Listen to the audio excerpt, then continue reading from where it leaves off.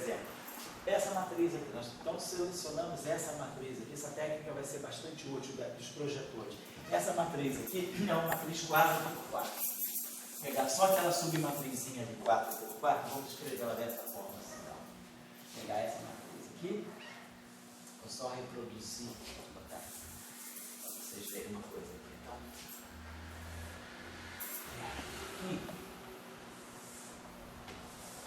Então aqui nós temos o setor 1 por 1, que é o menos I ômega 2. Depois aqui menos F e F J, e o setor F capa 1. E aí aqui nós temos delta J, vou botar aqui menos D ômega 2 mais D capa 2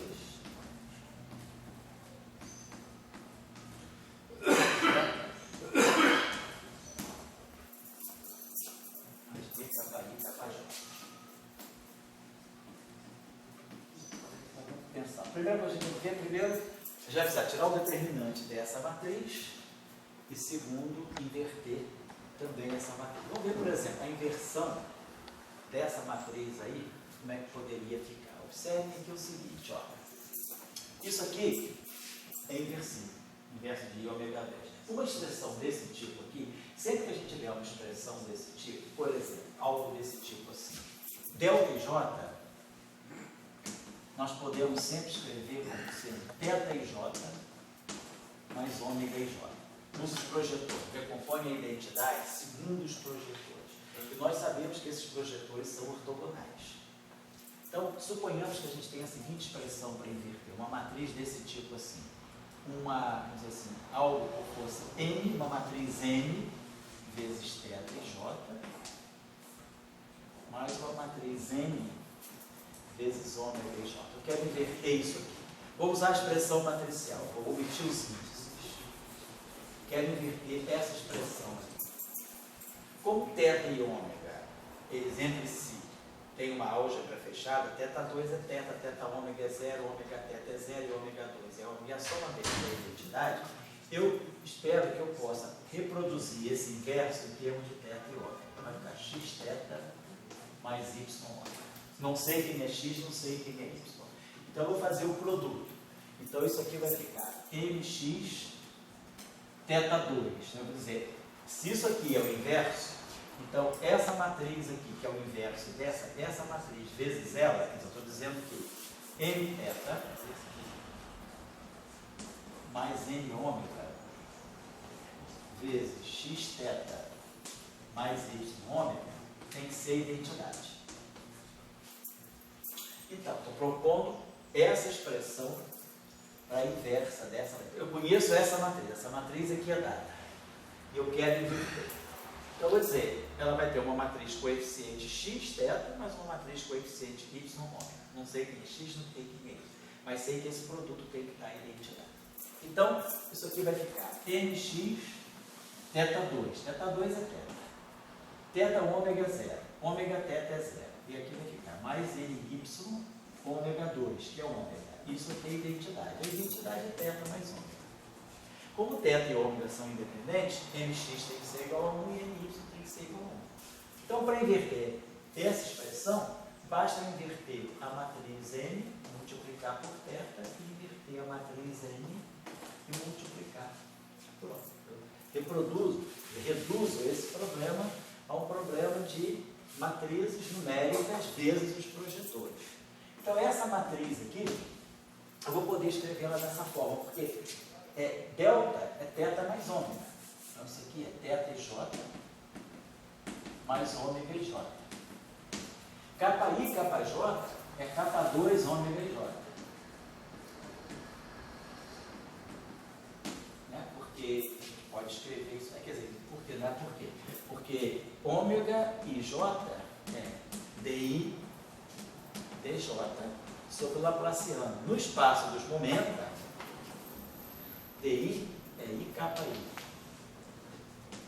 DJ é I capa J. O Laplaciano menos capa 2. Então os sinais se cancelam. Então ômega e J é capa I kj sobre o módulo de k ao quadrado. Então eu sei que Kj é Kj são j. Então essa matriz aqui de baixo, que eu quero inverter, suponhamos que eu queira, para inverter essa matriz, nós... desculpa. Então nós temos uma matriz com essa estrutura. Eu tenho uma matriz assim, A, B, C, D. Então vamos dizer que eu tenho uma matriz que eu quero inverter com essa estrutura. A, B, essa é como a outra. M por N, M por N, M por M, N por N. Aí M por N, N por N, mesma estrutura. Só que essa matriz aqui é quadrada e essa matriz aqui é quadrada. Suponhamos que elas sejam inversíveis, as submatrizes sejam inversíveis. Eu quero inverter agora o total. Então eu vou dizer que a minha matriz inversa vai ter essa estrutura aqui. Vou propor, eu quero inverter essa matriz, mas eu sei que ela obedece a essa estrutura. 1 por 1, 1 por 3. 3 por 1, 3 por 3. Então ela tem uma matriz quadrada ou matriz quadrada. Ambas inversíveis. Vou propor que a inversa tenha essa forma também. Seja em submatrizes assim, subsetores. Isso aqui vai ser a identidade, 0. A identidade aqui é M por N. E aqui é a identidade, N por N. Então, pela noção, pelo produto das duas matrizes, eu vou ter AX mais BZ igual a identidade, N por N. Depois eu vou ter AY mais BW igual a 0.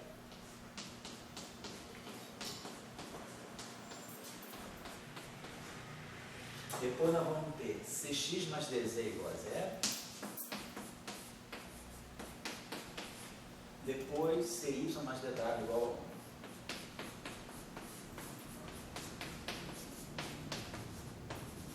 1. Muito bem. Então vamos dizer que A é inversível. Se A é inversível, eu multiplico essa equação por A menos 1.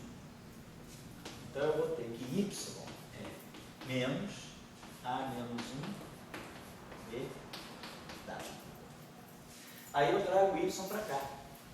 Então eu vou ter D menos C A menos 1 B vezes W é a identidade. N por N. Então eu já sei quem é a matriz W. Essa matriz W aqui, ela já sai para mim como sendo D menos C A menos 1B a menos, basta inverter essa matriz. Eu já inverto uma submatriz, que já não facilita o problema. E y é menos A, B é menos 1B. Então, y, essa matriz aqui, é menos A, B, D, menos C, A menos 1B. Agora eu preciso determinar x e y. YW já foi. YW já foi. Agora você precisa determinar x e z, sei que d é aquela quadrada, é inversível. Então multiplica essa equação por d é menos 1.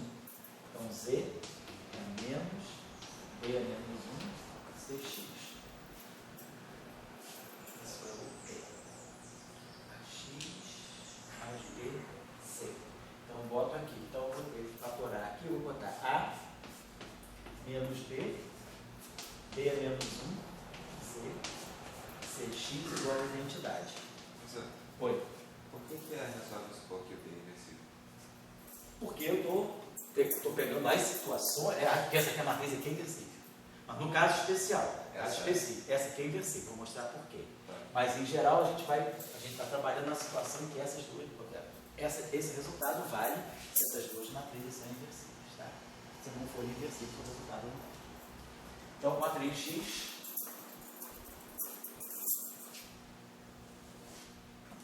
Que é A menos B, B é menos 1, C a menos 1. Então eu conheço essa matriz, conheço essa matriz e conheço a matriz Z. É menos D, C é menos 1, menos D é menos 1, C vezes X, que é A menos D, D é menos 1, C menos 1. Então eu conheço todas as matrizes. Então eu sei inverter uma matriz que seja em submatrizes, subsetores inversíveis, né? Claro, se essa matriz aqui, Se essa matriz aqui não for inversível, provavelmente essa matriz, se essa matriz aqui não tem inversa, provavelmente essa matriz não é inversível. Para essa matriz grande ser inversível, é preciso que essas submatrizes sejam inversíveis. Eu poderia também pensar que essas poderiam ser inversíveis, mas essa matriz não é quadrada. Eu estou pegando uma situação mais geral. Essa é quadrada e essa é quadrada, ambas inversíveis. Então, se elas são quadradas e inversíveis, a matriz total é inversível. Está lá. Então, a gente tem essas submatrizes. Então, agora é só observar o seguinte. Eu preciso inverter D e preciso inverter A. Ah, tudo bem, um número. É ômega. Mas essa matriz aqui é a minha matriz D. Vamos escrever a matriz D sob a forma dos projetores. Quem é a minha matriz D? Eu posso escrever a minha matriz D da seguinte maneira. Ela é menos B, ômega 2, mais D, capa 2, θ e J. Θ. Mais, aí agora, a mesma coeficiente aqui, né? Menos, vou botar aqui mais, menos B ômega 2, mais D capa 2.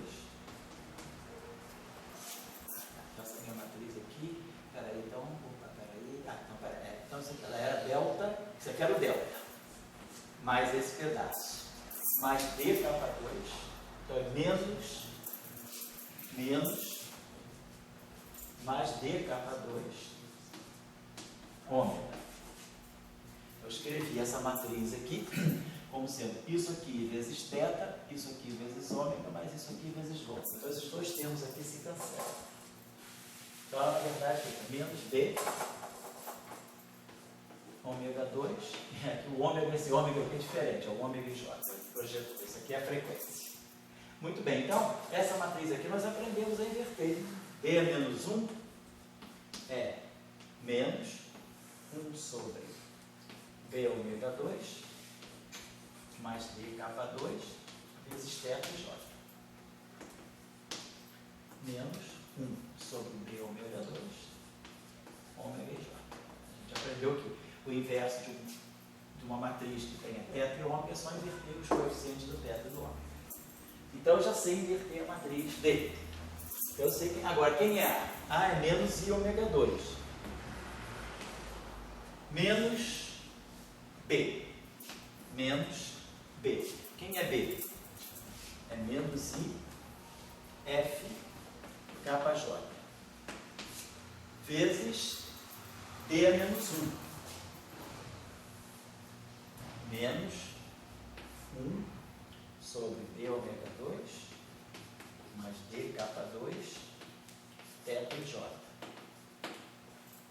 Menos 1 sobre B ômega 2 ômega e J. Isso é D é menos 1. Desculpa, você ficou só calculando, não? Estou contando isso aqui, ó. A menos B, D é menos 1, C. Estou calculando X. C. Quem é a minha matriz? C, opa, menos A, B é menos 1, C. I, F, capa I. Está lá. Então, vou apagar isso aqui. Então, a minha matriz é menos I. Então, isso aqui é isso aqui. Né? A vai dar um número, porque isso aqui é uma matriz 1 por 3, 3 por 1, 3, 1 por 3, 3 por 3, 3 por 1. Então, vai dar no final do dia, vai dar um número. Menos I ômega 2 é um número. E aí, quando eu fizer esse produto, ó, ômega e J, θ e J vezes capa I dá zero. Isso aqui é o operador longitudinal transverso, isso aqui é longitudinal. Então, θ e J vezes capa I dá sempre zero. Então, esse termo já foi embora. Ômega e J vezes capa I dá capa J. Já viu? Ômega e J vezes capa I vai dar capa J, que vai produzir um IF. Ômega e J vezes capa J dá o capa I. Bota aqui o capa I. Então aqui eu tenho menos I ômega 2, né? Aqui eu tinha ômega e J vezes capa I, da capa J. Então ficou menos I ômega 2, aqui ficou menos, fica mais I com menos I dá 1, então dá mais F, 2, F vezes F, sobre D ômega 2, Foi isso aqui, ó. Menos, menos, mais, menos. Então, fica mais I vezes menos I, tá? Mais 1. F2, capa I, capa J ao quadrado, que é o capa 2, sobre B, ômega 2. Então, isso é isso tudo aqui, é esse número aqui. É A menos B, D é menos 1, C. Então, eu sei calcular essa matriz aqui. Essa matriz, esse objeto está invertido. É isso aqui. Isso aqui é o meu X. Isso aqui. Que eu inverso. Eu estou invertendo essa matriz com essa estrutura. A, B, C. Oi? X é o inverso disso. X é o inverso disso. Então vamos inverter. Deixa eu botar isso aqui. Ah, esse é um número só. Isso aqui é um número, é?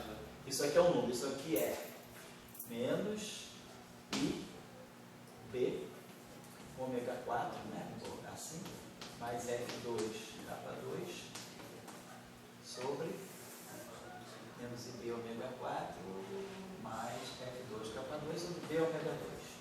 Então, o nosso X é o inverso disso, né?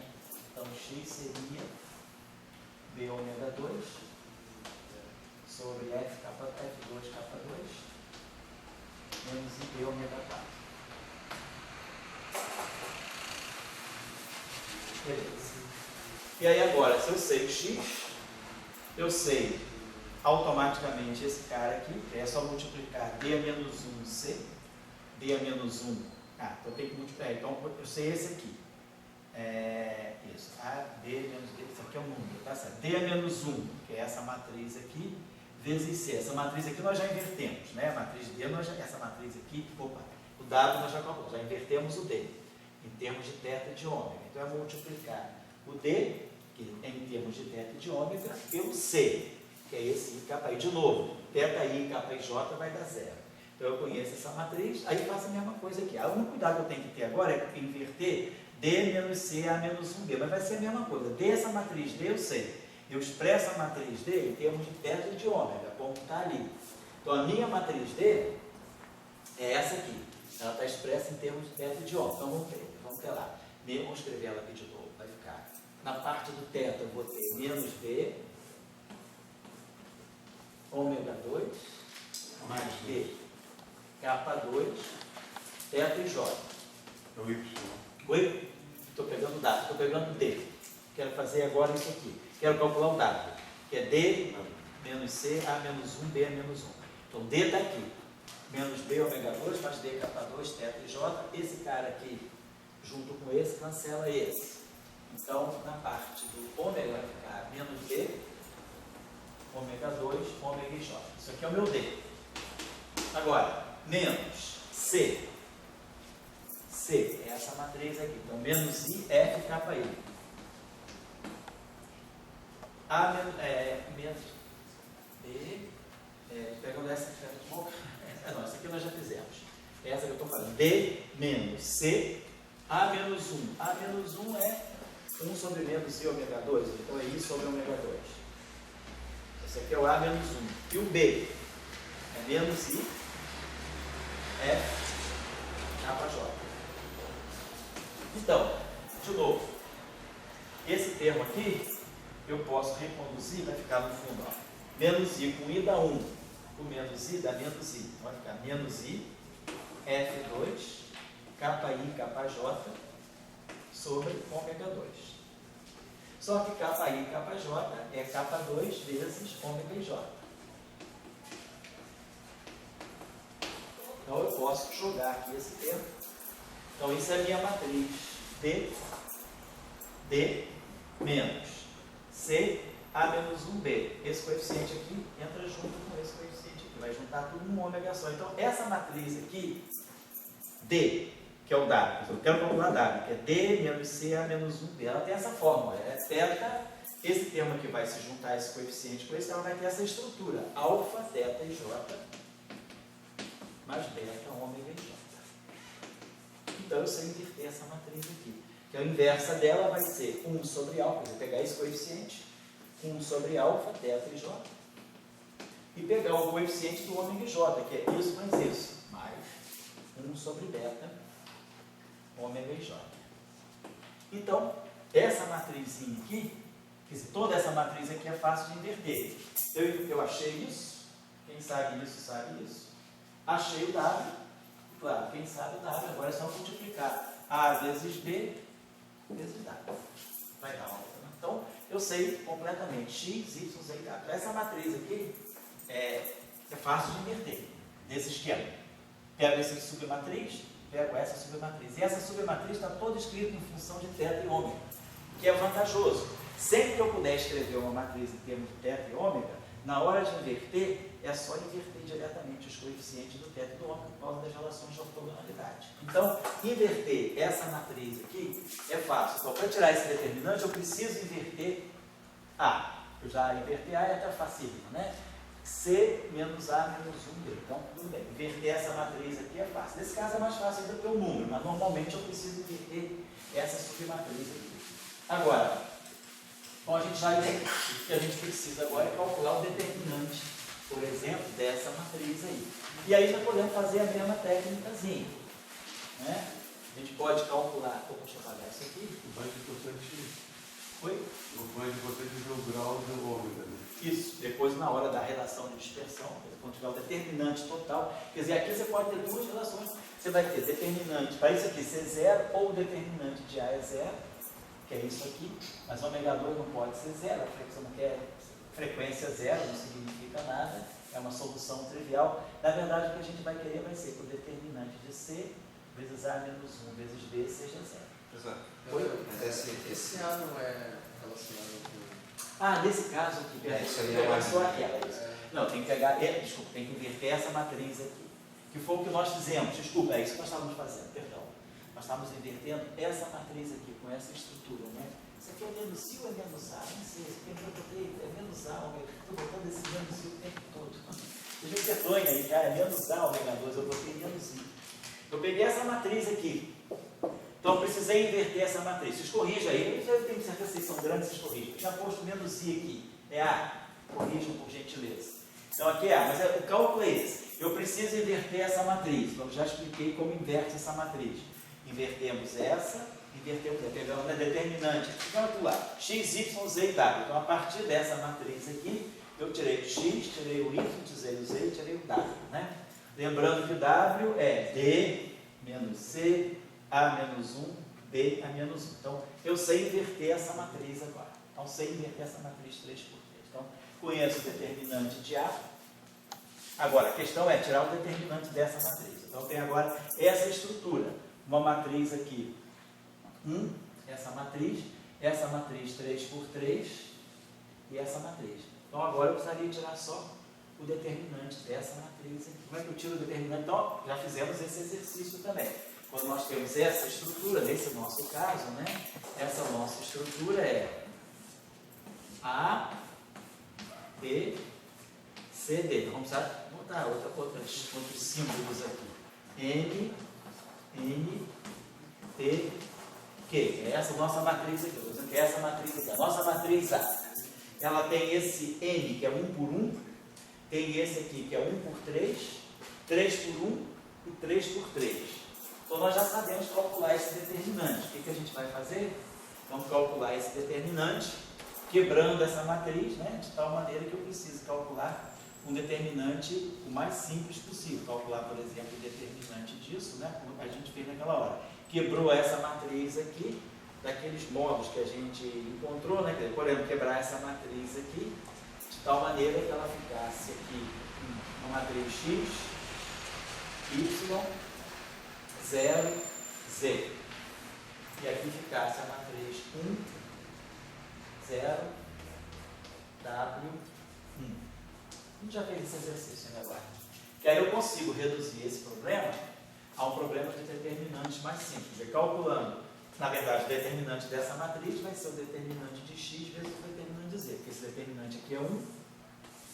Então, nós já sabemos calcular x, y, z e w, a gente mostrou ainda agora. Nós já precisamos calcular o determinante de x vezes o determinante de z.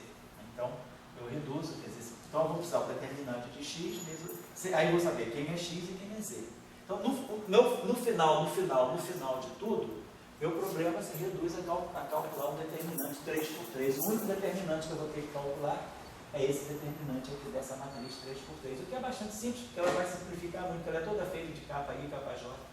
Então, vamos dizer, formalmente, nós sabemos calcular o determinante de A e sabemos depois calcular o determinante de C, A menos 1B.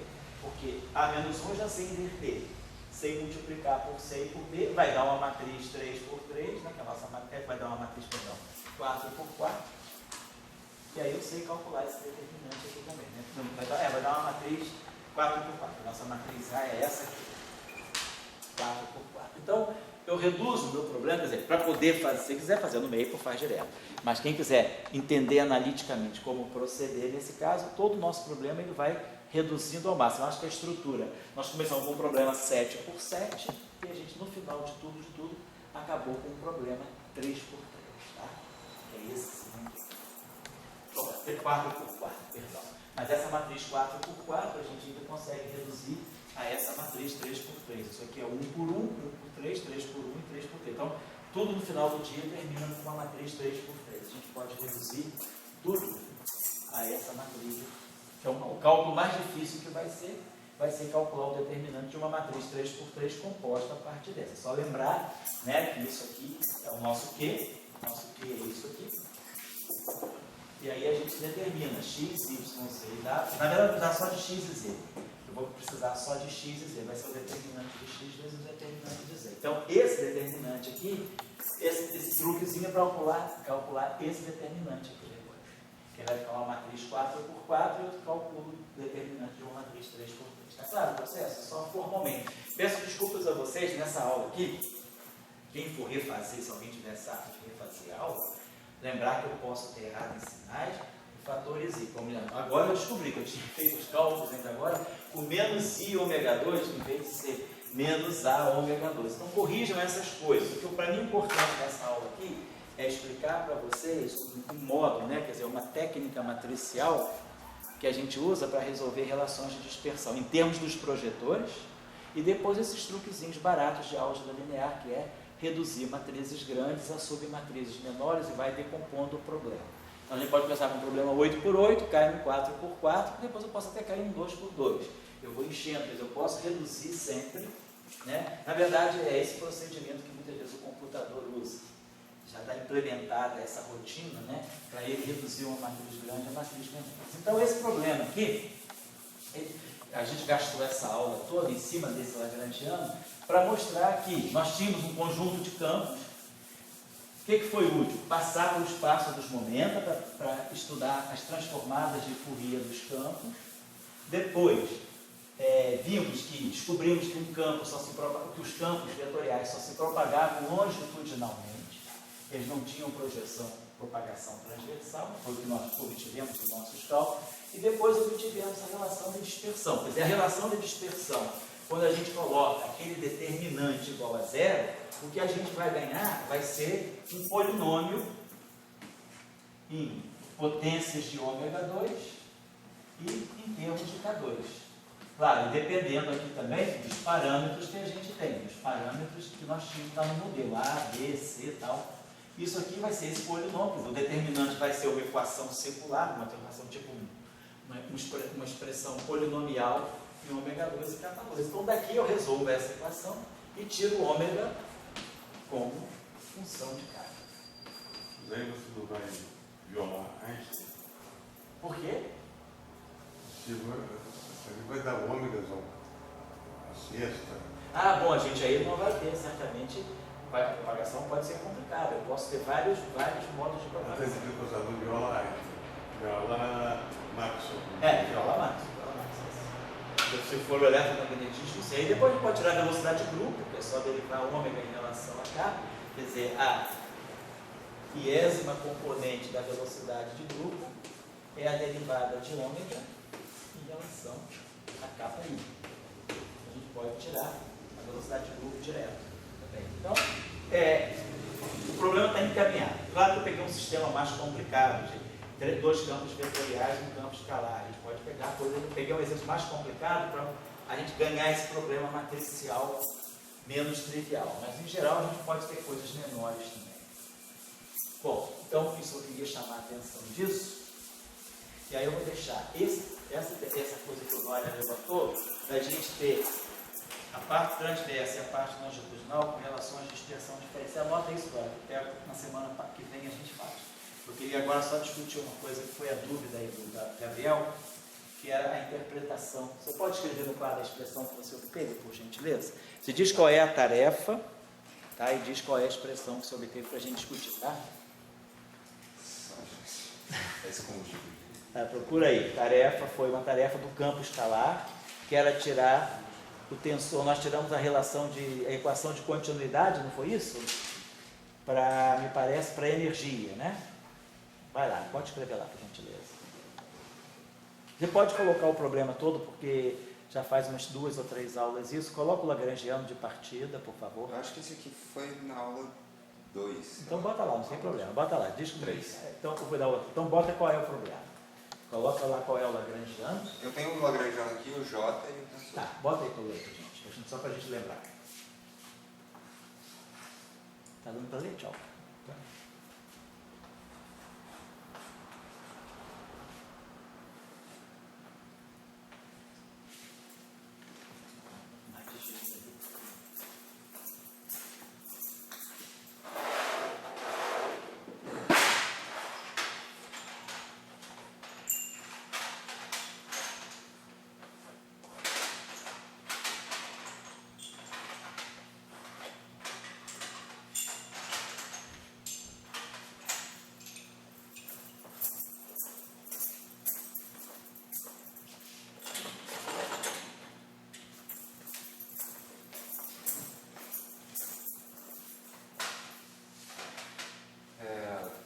Bota a equação de pau. Bota a equação então, bota tudo para poder a pessoa ficar catando lá atrás. Facilita a vida de quem está assistindo a aula.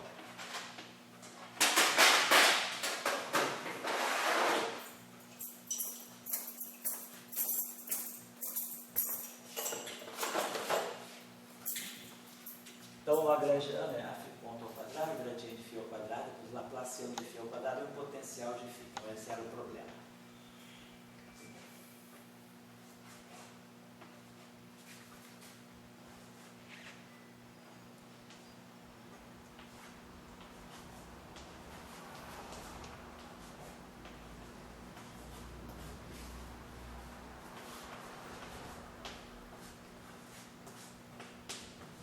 Deixa eu só acertar uma coisinha aqui só. Vamos ver.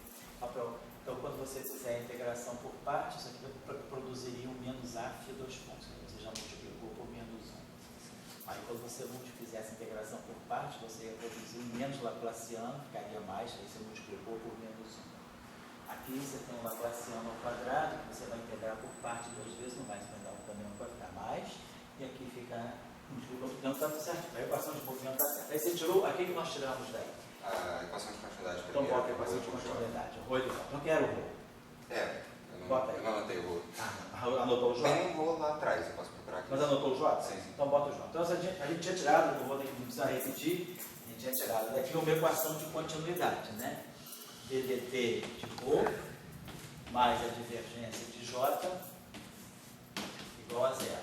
Como é que a gente fazia isso? Multiplicava toda essa equação por um φ ponto. Porque a gente pegava essa equação, multiplicava ela por um φ ponto, aí ganhava uma equação de continuidade onde a gente identificava o rho e o J. Então o Gabriel está colocando a expressão do J.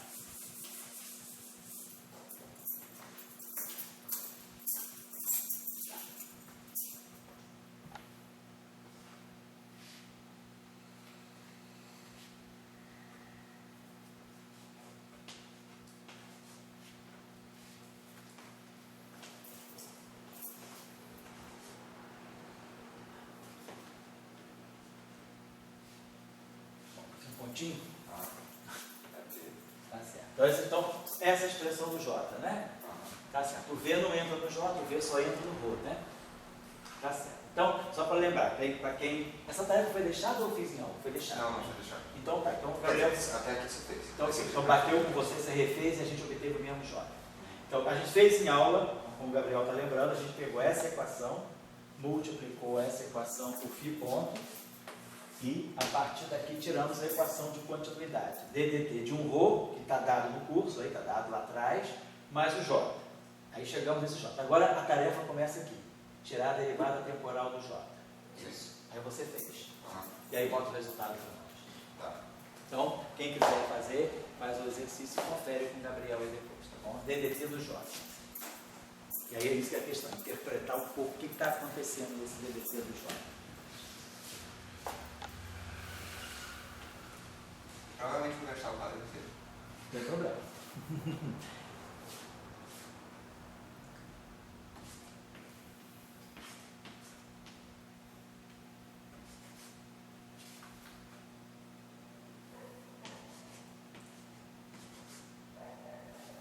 O Gabriel só para localizar. Se eu estou te entendendo bem, o que você fez foi isso aqui, né? DDT DD de JI. J componente I, Sim. mais um DJ, desse T e J.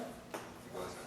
Então você obteve uma equação, a partir daqui você obteve uma equação de continuidade. Obteve a equação de continuidade, fechou direitinho. E aí você, a partir dessa equação de continuidade, leu o TJ. Está escrevendo o TJ para nós. Tá ótimo.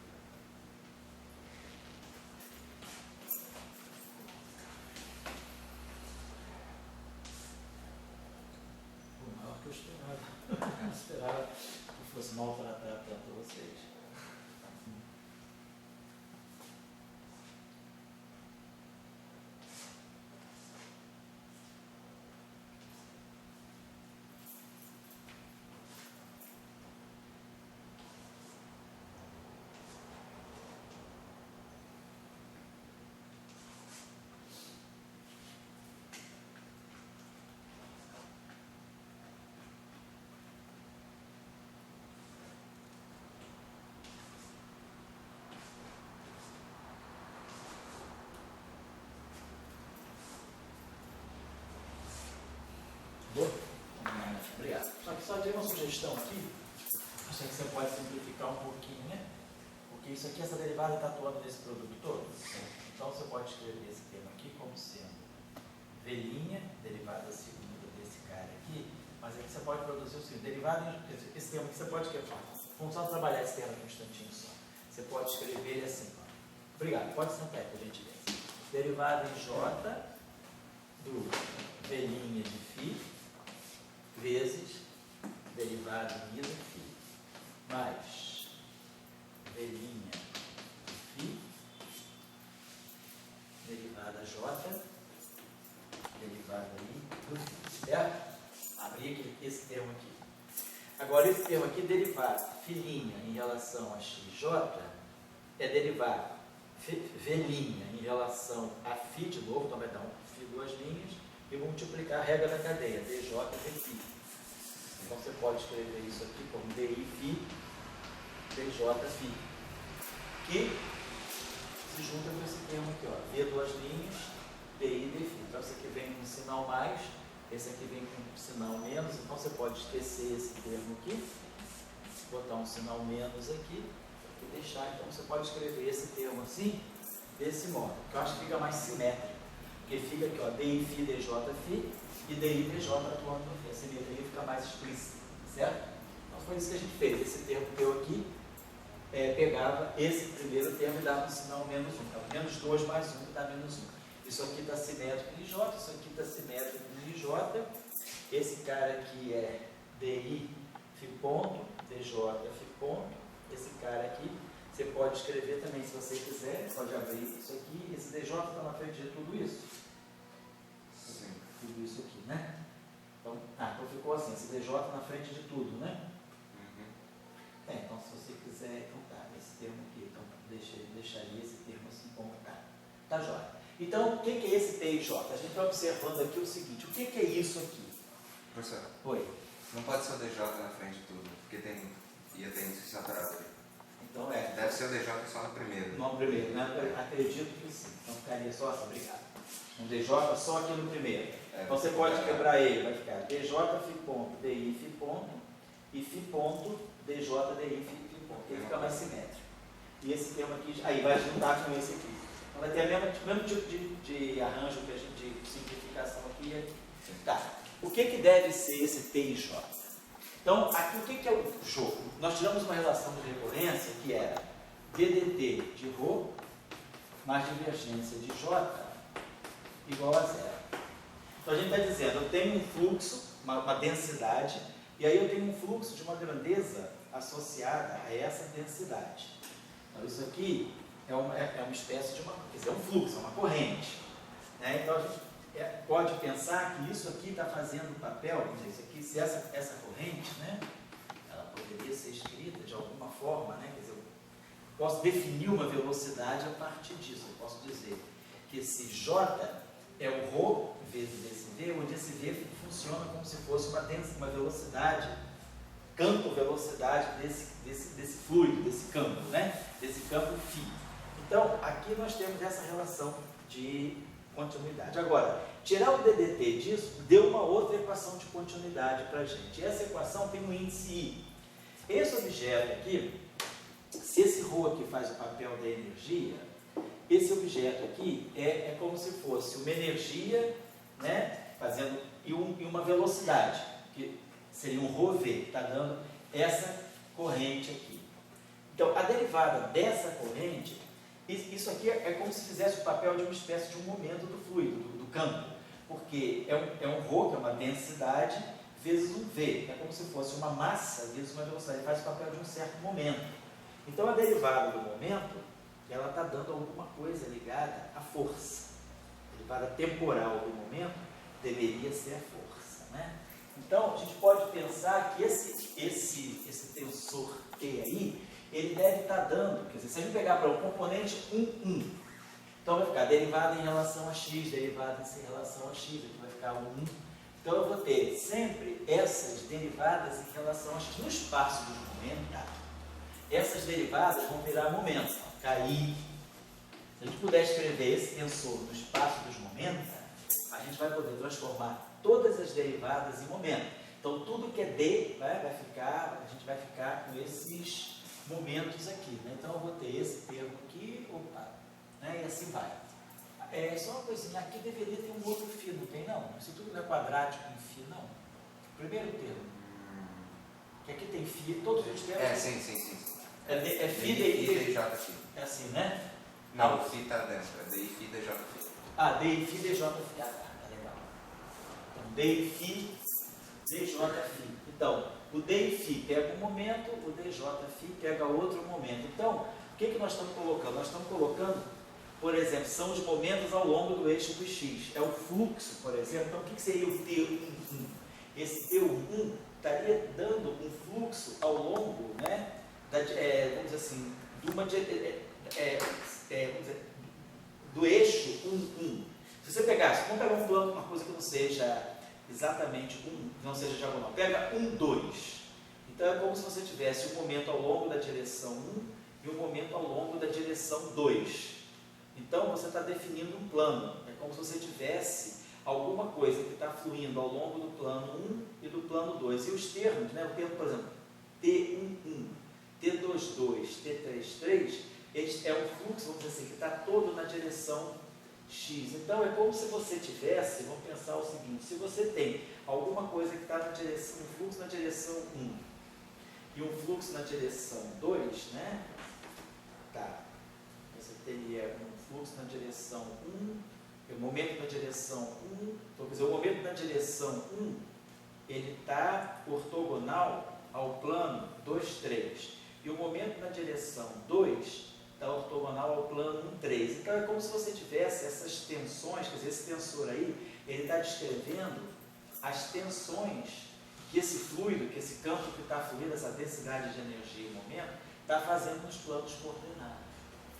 Olhando no espaço dos momentos, a coisa fica mais clara, porque aí você vê que eu estaria fazendo, seria, na verdade, e a gente vamos tentar também olhar a dimensão. Vamos só olhar a dimensão. Por exemplo, isso aqui, qual é a dimensão do ρ? Vamos dizer que o ρ seja uma densidade. Então, eu não sei que grandeza é. Ele vai ter uma certa grandeza, que eu vou chamar de uma grandeza G, vamos chamar uma grandeza física, φ, densidade. Então, por volume. E aqui por tempo. Então, aqui eu tenho volume e tempo. Aí eu vou ter aqui mais divergência, que é 1 sobre comprimento. E aí, esse objeto aqui, para dar essa densidade, ele vai ter, para dar essa dimensão correta, ele vai ter que ser a mesma grandeza, área, tempo. Então, aqui eu tenho essa grandeza. Se esse ρ for uma grandeza, qual que é? Energia, por exemplo, que a gente viu, densidade de energia por unidade de volume, então tem essa derivada temporal. Então, esse termo aqui está dando energia por unidade de volume, tempo. Então, esse J, como isso aqui é 1 sobre comprimento, gradiente, é 1 sobre X, é 1 sobre comprimento, aqui vai ter para dimensionalidade, vai ter que ter esse φ, um L2 e um T. Então, isso aqui é uma intensidade. É o fluxo dessa grandeza por unidade de área, unidade de tempo. Então, isso aqui representa, vamos dizer assim, uma certa intensidade dessa grandeza φ. É o quanto da grandeza φ está fluindo por unidade de área, por unidade de tempo. Então, essa aqui seria a minha grandeza J.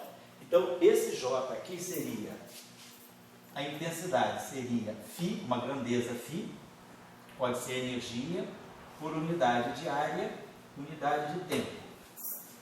E isso aqui é unidade de tempo. Então, isso aqui tem tempo ao quadrado.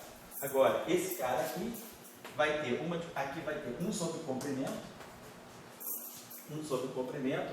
Então, essa grandeza aqui, ela vai ter que ter dimensão desse φ aqui, por comprimento, tempo ao quadrado.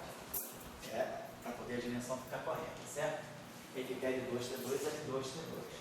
Tá, então esse T aqui, ele vai ter dimensão de alguma coisa por comprimento e tempo ao quadrado, né?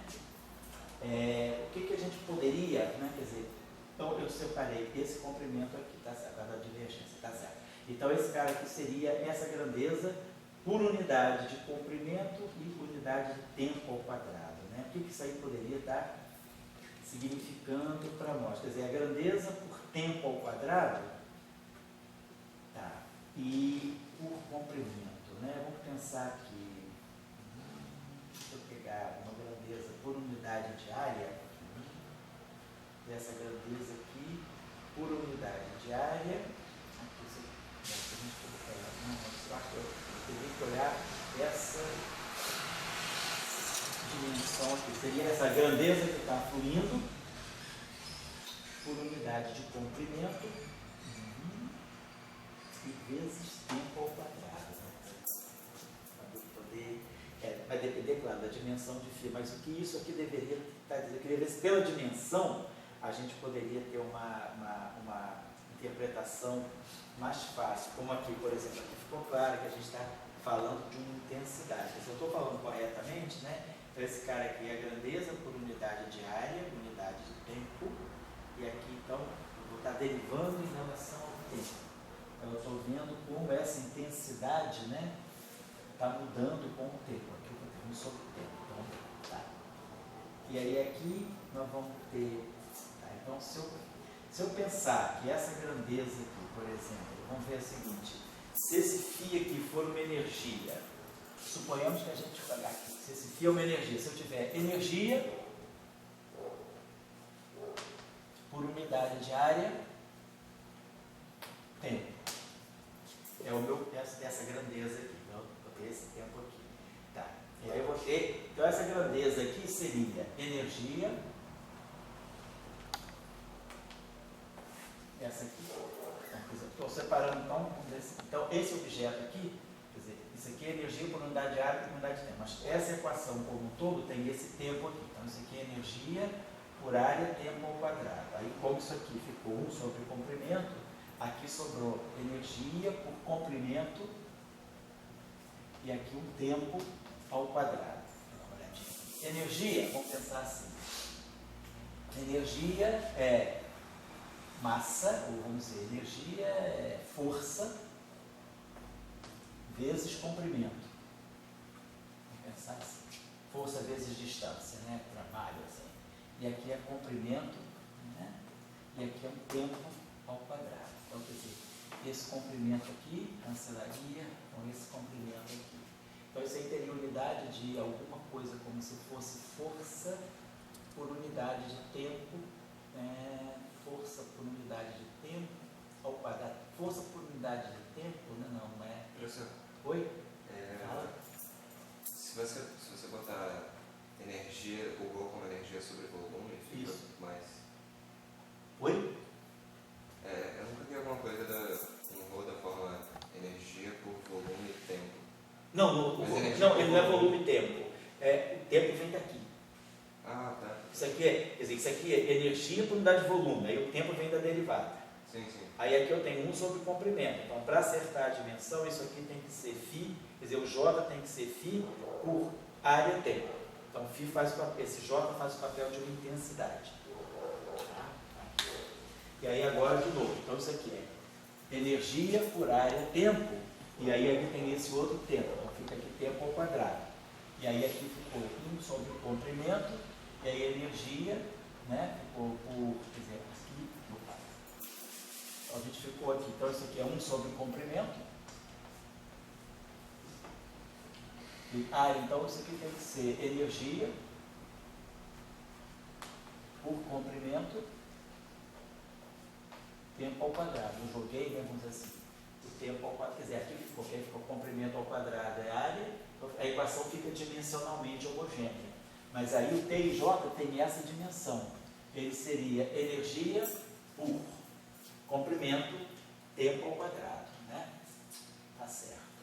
E aí, eu queria, se a gente tem uma grandeza que a gente possa interpretar, porque eu estava pensando alguma coisa como se fosse uma pressão, quer dizer, força por comprimento, força, energia, força vezes comprimento sobre comprimento vezes tempo ao quadrado. Quer dizer, alguma coisa aqui está ligada à força. E agora, quer dizer, tem então esse tempo ao quadrado daqui, quer dizer, então eu teria, quer dizer, tem alguma ligação com a força, né? Quer dizer, fica claro que é como se isso aqui fosse uma derivada temporal de algo que fosse um ρ vezes v, uma densidade vezes uma velocidade, como se fosse uma densidade de uma densidade de momento, né? Então, uma densidade de momento, eu esperaria que eu tivesse no final do dia uma densidade de força.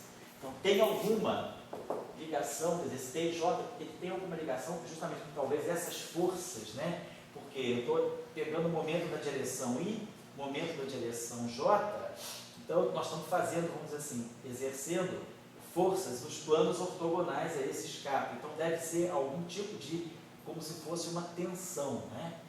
Só estou um pouquinho, assim, chateado com esse tempo, quer dizer, força, por que esse tempo está permeando? Mas ele a questão dimensional, se eu integrasse talvez essa equação, né, no tempo, quer dizer, se a gente pusesse, por exemplo, só pensar que se a gente integra essa equação aqui, né, não, mas aí derivada, se eu fizesse uma integração de volume aqui, se eu tivesse uma integração de volume, vamos fazer só para ter uma ideia aqui. Se a gente integra, isso aqui é uma densidade, né?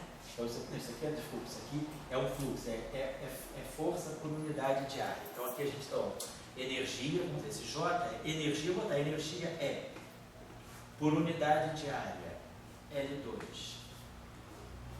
E tem unidade de tempo. Então, energia por unidade de área daqui é a densidade do J.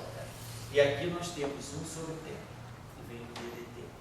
E aí a gente estava colocando assim, mais 1 sobre comprimento, que é a derivada, né, o gradiente, e aqui essa grandeza vai ter que ser energia por unidade de comprimento, unidade, e aí tempo ao quadrado. Ou seja, a nossa equação é organizada assim. Então, isso aí é fluxo por unidade de área. Se nós integrarmos numa área, vamos supor que a gente tem esse fluxo, quer dizer, intensidade é energia que está atravessando uma certa área por unidade de tempo. Se nós integrarmos nessa seção transversal, ou seja, integrarmos essa equação em uma área, multiplicar isso por uma área, eu vou estar eliminando isso e vou estar eliminando isso, tá certo? E aí eu poderia pensar que aqui eu teria 1 sobre T e aqui energia por unidade de tempo. Energia por unidade de tempo, né, é potência, não é? Variação da energia, né? Unidade de tempo é a potência. Então, isso, se eu integrar numa área, então eu estou eliminando o fator comprimento, né? Energia, vamos botar assim. Então, energia é força vezes comprimento. Aqui, por unidade de tempo. Vamos pensar assim. Então, força vezes distância por unidade de tempo. Essa seria essa grandeza aqui, T. E aqui nós temos ainda essa unidade de tempo aqui. Tá certo, né? Então, força é por unidade de tempo, né? Quer dizer, força é potência, e aí agora, mas, quer dizer, tem essa quer dizer, energia, força vezes distância. Então, isso aqui não fica bom, é melhor deixar energia mesmo, né? A gente teria, então, essa grandeza aqui, que no final, para a gente é o T, né? Quer dizer, ela teria essa dimensão de, se eu integrar essa equação numa seção, o que eu estou vendo aí é quanto de energia está passando por unidade de tempo, né? Então, o que eu tenho, o meu J, ele é uma intensidade, a energia por área e tempo. Se eu integro na área, eu estou vendo o fluxo de energia por unidade de tempo, né? Que está atravessando aquela dada área. Então, eu multipliquei pela área. Então, eu teria energia por unidade de tempo, energia por unidade de tempo, né? Tá certo. Eu integrei toda essa equação em L2. Então, me sobraria energia por unidade de tempo. Energia por unidade de tempo é a potência. Então, seria um fluxo de potência que ele estaria descrevendo. Eu estaria pensando assim, mas eu vou dar uma pensadinha um pouquinho melhor aí, tá? Mas eu acho que na direção da dimensionalidade fica mais fácil. Se vocês também olharem isso aqui no espaço dos momentos, vocês veem que esse tensor T, as direções que ele está dando é isso. T1, 1, T1, 2, T1, 3, T2, 1, T2, 2, T3, 3. Então ele está descrevendo fluxo, quer dizer, tudo isso aí depende de derivada. Tudo isso aí depende de momento. Né?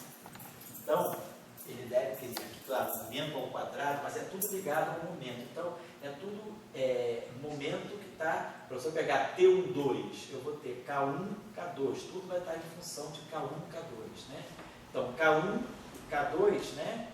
Eles estão, K1, ele pode, quer dizer, o K1 certamente está, alguma coisa que está na direção de K1 está ortogonal ao plano 2, 3, e alguma coisa que está na direção de 2 está ortogonal ao plano 3. Então, é como se a gente estivesse gerando, essa é o que a gente chamaria de um cisalhamento, né? Uma tensão numa superfície e outra tensão na outra superfície. Seria um tensor que estaria descrevendo as tensões, né? Tensão está ligada à força, né? Claro, eu gostaria só de talvez explicitar isso aqui melhor, quer dizer, a força está dentro da energia, como se fosse uma força vezes um comprimento, né? Então, de uma certa maneira, a tensão está aqui. Força vezes comprimento por unidade de tempo, né? Tá certo. Porque aí a gente sabe que isso aqui tem dimensão de velocidade, força vezes velocidade dá o sentido de uma potência mesmo, né? Eu acho que é por aí, eu acho que a gente vai interpretar isso aí em termos de tensões superficiais nos planos coordenados. Eu vou apurar um pouquinho melhor, tá? Mas está claro o conceito. Então o resultado está bem consistente, porque ele deu bem simétrico aí, tá tudo bem. Quem quiser fazer o cálculo, depois controla com o Gabriel aí para fazer o gabarito.